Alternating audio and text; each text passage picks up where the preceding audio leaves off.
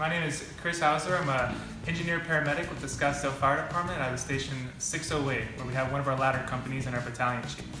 Today, for the Arizona Burn Foundation, I'm going to be making one of my family favorites, Thai basil chicken for the Cook Like A Firefighter cook-off. Alright, so first things first, I'm going to make my marinade for the chicken. For the recipe, we're going to use about a quarter cup of olive oil. Now keep in mind, I'm going to do about a half cup because I'm making double the recipe for our whole crew. Next, I'm going to add some vinegar. This is going to help tenderize and break down the meat. For the recipe, you'd want to use about 1 tablespoon. Anytime we're doing something Asian, it's nice to add a little mustard. I would add about a tablespoon of mustard, a teaspoon of black pepper, a teaspoon of garlic. I'm going to do about a tablespoon of soy sauce.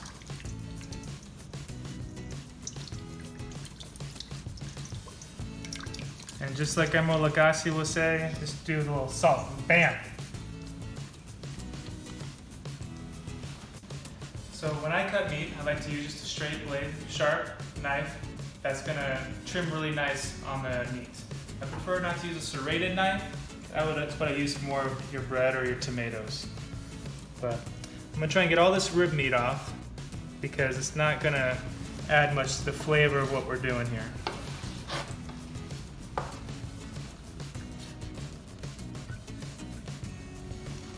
Do your best to wash your hands and fingers. You don't want to cut any of your fingers. We've had plenty of those calls and people that take off the tip of their finger that we get to respond to. Good. Now that we have our chicken all trimmed nice, all the rib meat's gone, we want to cut it into small bite-sized pieces just so that we can make it most enjoyable for whoever's eating it. Remember to be careful not to get your fingers in there. And I just like to do a systematic approach and cut them about 1/2 inch to 1 inch thick and wide. And this will just help all the flavors of the marinade that we just made, make it all the way around the meat, tenderize it as we get ready to cook it.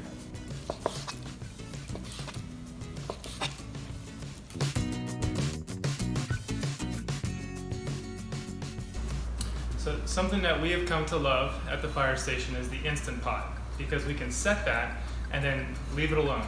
And if we catch a call and we're not able to get back to it, we'll know that it'll get cooked and be staying warm for us once we get back to finish making dinner. So for our rice, our Jasmine rice to go into the Instant Pot, we have to rinse the rice first in a colander, which prevents it from getting foamy, and then do a 1-to-1 rice to water ratio in the Instant Pot.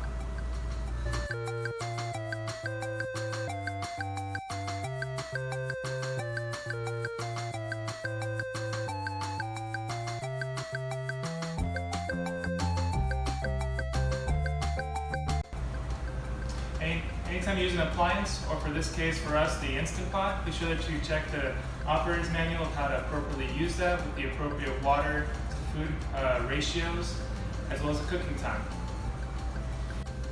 Alright, now that we have the rice cooking and our chicken marinating, I'm going to start focusing on the vegetables. And the vegetables I'm just going to cut into small bite-sized pieces so that when I start cooking them, they're going to cook evenly. And I'm going to separate each individual vegetable into different bowls so I can add them at key times so that they'll cook evenly and all be tender and delicious. So I got asked, what's the best way to store your vegetables if you don't use the entire vegetable?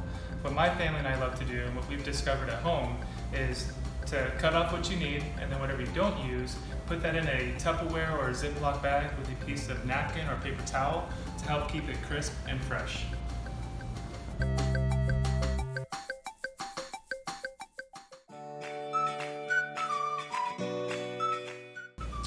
One of my favorite peppers to use is a serrano pepper. It's about 3 times spicier than a jalapeno. But you have to remember that when you're cleaning these and cutting these, if you're using your hands, you don't want to touch your face or your eyes because it's going to start burning. So after you're done cutting these, you can wash your hands, or while you're prepping your food, you can wear gloves.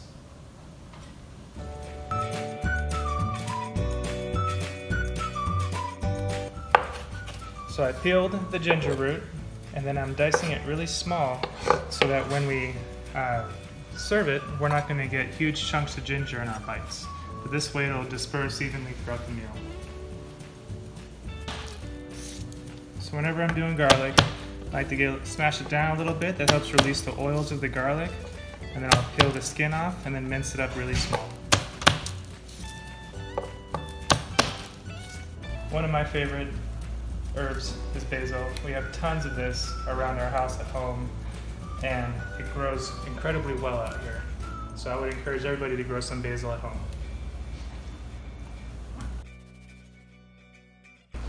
So now I'm going to start making the coconut sauce for the dish, and for this I'm going to follow the recipe pretty precisely to make sure that we get the appropriate quantities of things.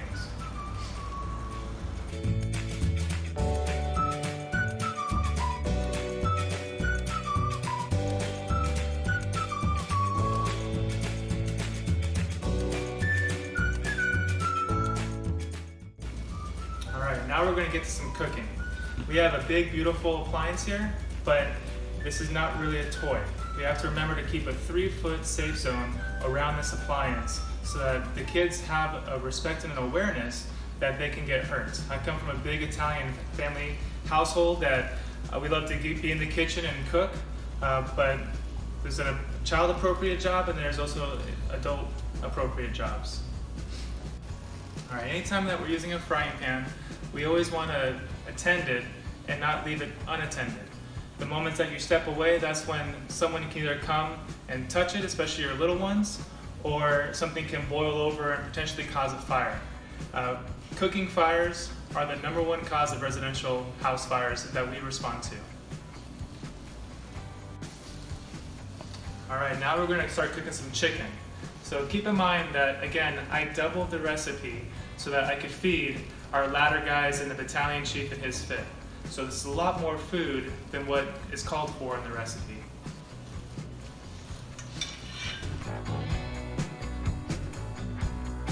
Growing up, I got to see my mom cook some amazing, delicious meals for our entire family.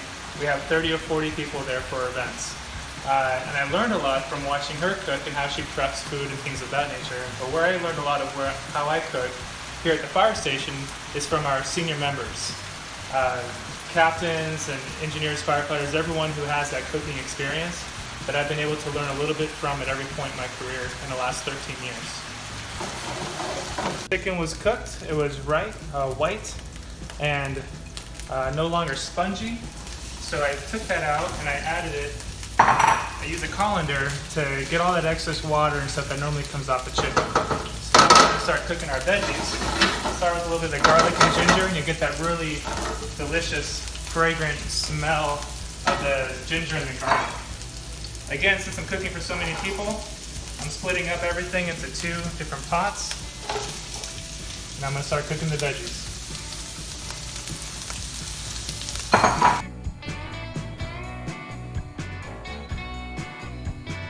What's the trick for flipping it in the pan? Really, just practice. You gotta have the right pan too. This one has a nice rounded edge on it, so it makes it easy to flip up. Whereas if you have a square pan, you're not gonna get much action with that. But it does look cool. It does make you look like more of a professional. So next, as we follow the directions, I'm gonna add some of the sauce, let that simmer for a few minutes because we want that to reduce by about 1/3 with the water and all the other juices in there. So the reason why I chose this meal is because it actually happens to be one of my family favorites. My oldest son, Cohen, has a lot of allergies. So there's very few things that he's able to eat.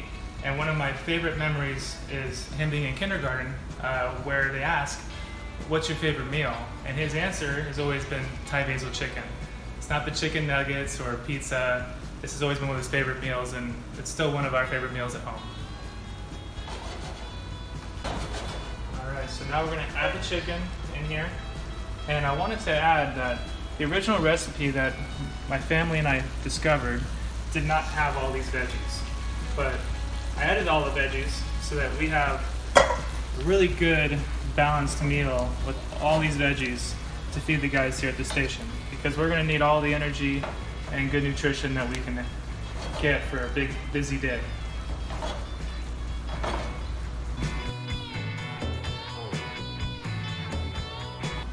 So I added everything together so it's all in one big pot since I had everything split. I want to make sure all those flavors get a chance to kind of mix together.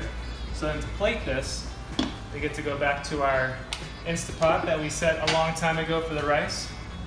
You can scoop out some rice.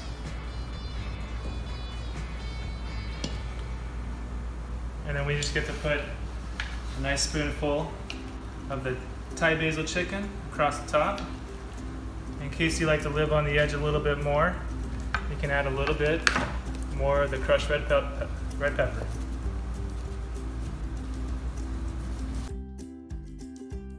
And that's the Thai basil chicken.